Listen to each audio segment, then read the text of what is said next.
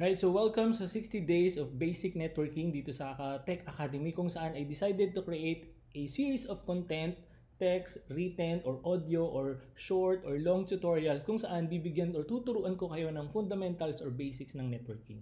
Okay, so if you're into it, comment G in the comment section below. So, first topic or pag-usapan natin on day 1 is what is a network?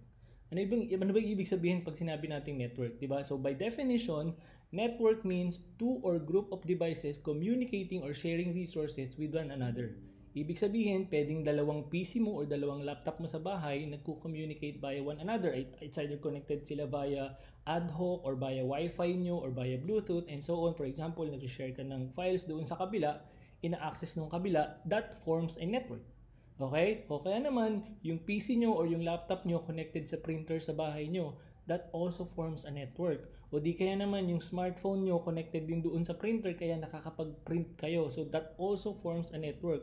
O kaya naman, lahat ng mga to, usually, di ba, connected sila sa internet kaya nakaka-access tayo ng mga websites like social media, Netflix, and so on.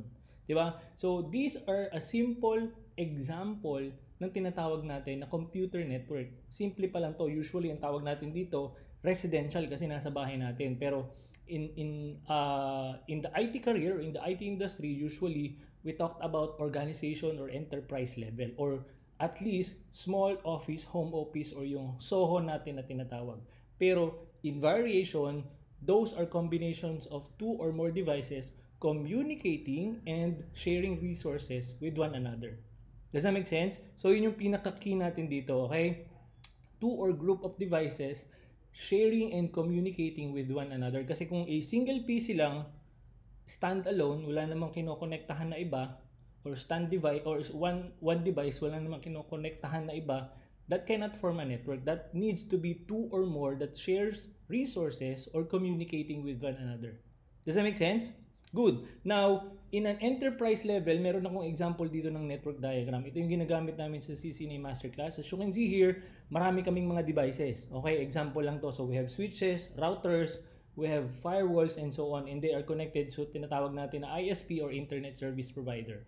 And then, example pa lang yan. If we are gonna zoom in, for example, ito yung isang network diagram natin sa isang site. So we have core routers here or core switches, and then we have edge routers na connected sa ISP. Meron din tayong tinatawag na MPLS, which is being replaced or replaced now by SDN and so on, connected sa data center, papuntang internet and so on. So ganyan yung pinaka-basic when it comes to a small enterprise or organization. So over the next 60 days, okay, hihimay-himayin natin ano yung network switch, ano yung network router, ano yung MPLS, ano yung mga basic routing protocols, ano yung mga basic network services, ano yung mga basic networking terminologies na kailangan mong maintindihan as a beginner para magkameron ka or magkaroon ka ng at least basic understanding of how or what the network really is. Okay ba yun? I'm also gonna share some basic, for example, packet tracer tutorial para kahit pa paano ma-practice mo hands-on sa bahay mo yung mga pag-uusapan natin.